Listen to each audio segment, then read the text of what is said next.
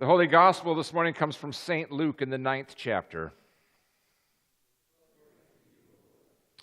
Now, about 8 days after these sayings, Jesus took with him Peter and John and James and went up on the mountain to pray. And while he was praying, the appearance of his face changed and his clothes became dazzling white. And suddenly they saw two men, Moses and Elijah, talking to him. They appeared in glory and were speaking of his departure, which he was about to accomplish in Jerusalem. Now Peter and his companions were weighed down with sleep, but they had stayed awake, and so they saw his glory and the two men who stood with him.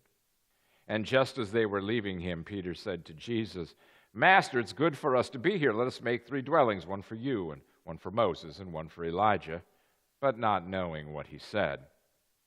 And while he was saying this, a cloud came and overshadowed them, and they were terrified as they entered the cloud. And from the cloud came a voice that said, "This is my son, my chosen. Listen to him." And when the voice had spoken, Jesus was found alone. And they kept silent in those days and told no one any of the things they had seen. The Gospel of the Lord. You may be seated. Well, Transfiguration rolls around every year, and it's the same story every time. And although each of the Gospels have their own little take on it, it's always the same. And I suppose after a while, there's just so much about this story that still fascinates me, and I've never really found any suitable answers. I mean, for me, one of the most enduring questions is, in a world without photographs and pictures, how did they know the two people were Moses and Elijah? Interesting. How would you know that? Another thing is, how do you get something dazzling white in a world that doesn't have bleach or Clorox pens or power washers or steam cleaners or anything like that? I mean, it's tough enough for me to keep something white. Asher he's our 4-year-old grandson. He had a shirt that started out white on Friday, and by Saturday morning it was some kind of off brown. I don't know how they did that, but there it is. It's just an amazing story, and so much of what we do, of course, in the church and in the way in which the season kind of rolls through, and it doesn't really matter if it's Christmas or Lent or Easter. And in Jesus, he kind of falls into all these little patterns. We kind of, maybe your social media is filled with lots of pictures of Jesus up in heaven, trying to look down and protect us all from ourselves and for the sins of others. Or maybe if Jesus is out there, with the children, working with those who are poor, those who are on the borders and the margins of life. But so we have all these things, and Transfiguration is a day in which time literally stops, and it's a day to remember that what finally gathers us as the people of God, what gathers us around the baptismal font, what gathers us around this table, what gathers us here, is what now Luke tried to describe for us that day on the mountain to Peter, James, and John and their friend Jesus. This transfiguration that happened is finally about who Jesus is. He is after all God. He's not some kind of person that we can just kind of mold and shape into somebody we want. He's somebody that stands outside of our knowing and our being, outside of our ways of participating in reality, and he brings a new reality to us.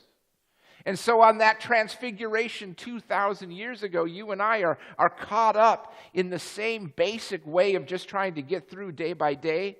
I mean, Peter, James, and John go up on the mountain assuming it's going to be another time for Jesus to pray. He did it a lot, it seems.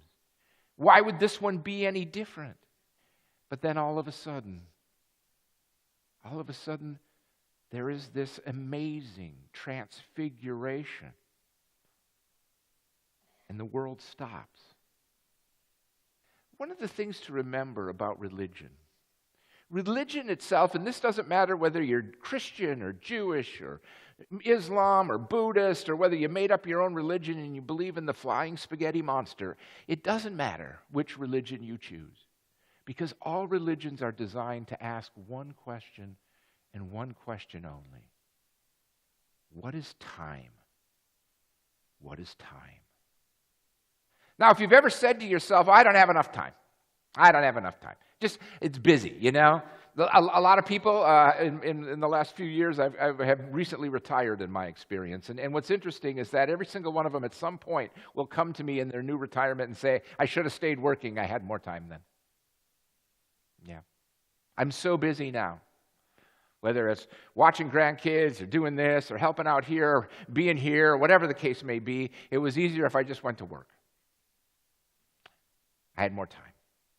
Then, of course, there's sometimes when we feel like we don't have enough time, and then there's sometimes we feel like we have too much time, you know. So, some of the kids around Christmas time, you know, they'll be sitting here, and it'll be a week or so before Christmas. And I'll tell them that, you know, Christmas is coming, and they're like, yeah, it takes forever, you know. It's December 23rd, but, you know, I might as well, you know, bake a cake and learn Spanish or something because it takes so long. Takes so long. Oh. Religion finds a way in which those struggles of time, whether we feel like we have too much of it or not enough, are writ large because we deal with the eternity of God. The eternity of God that is experienced by Peter, James, and John on that mountain is precisely the eternity that you and I experience. And eternity isn't some point at the end of a timeline. But eternity means that all of time is opened up to us. And what Peter, James, and John saw in that dazzling white transfiguration of Jesus was not a new form of Jesus, but the very future of life itself.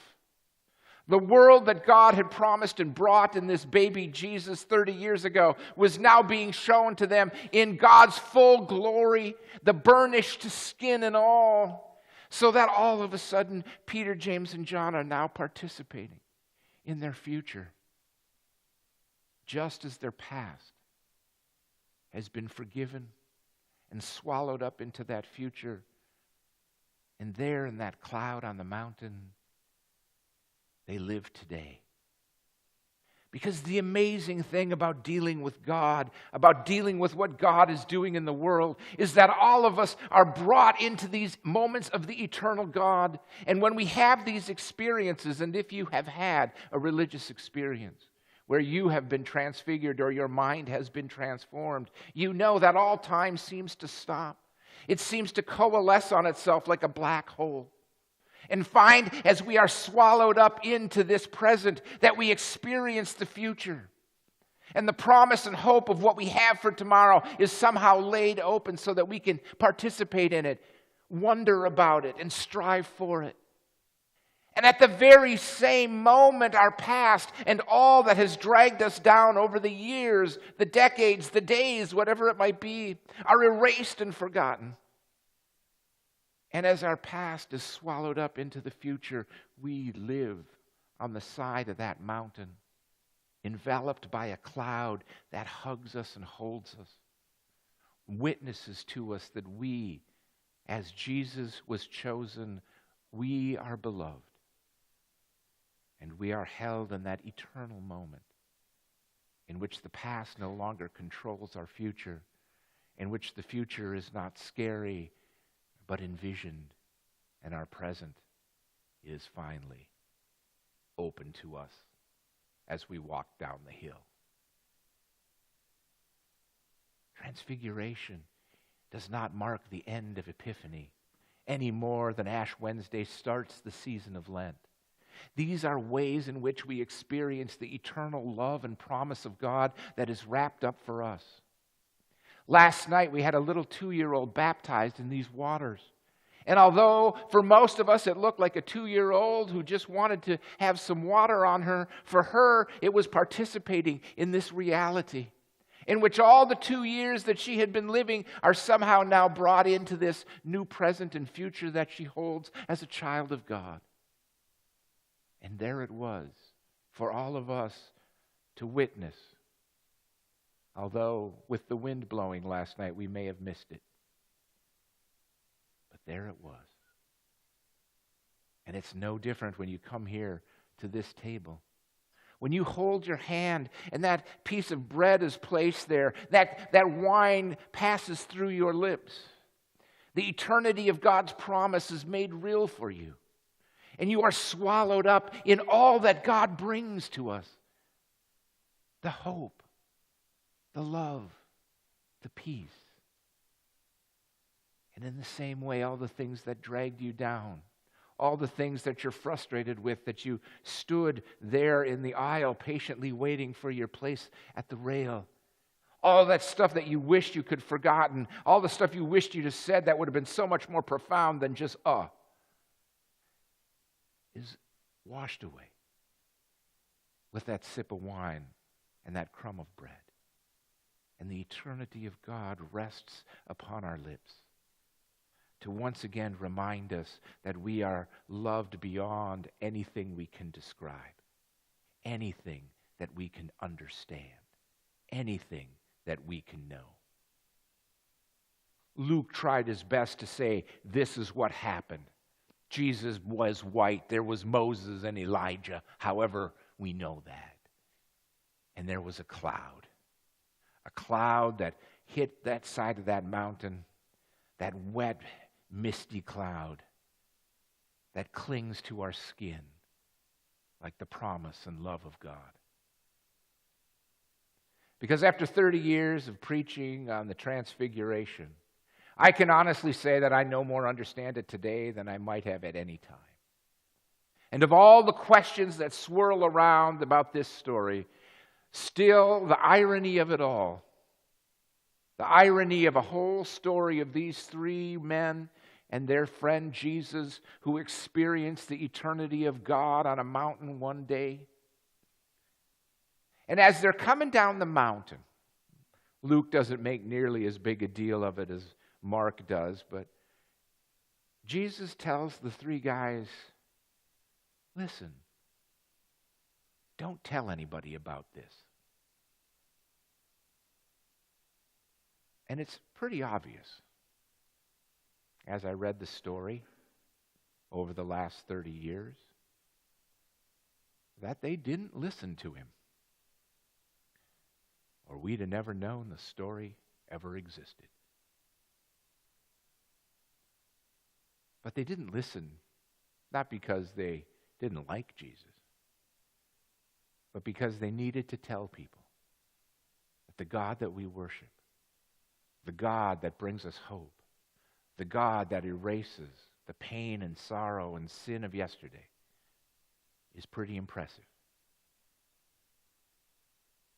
We don't always know how to describe it, but we sure hope we get to live it again. And as it was true for Peter, James, and John, may it be true for you. You might not be able to describe God's love, but I sure hope you get to live it. Amen.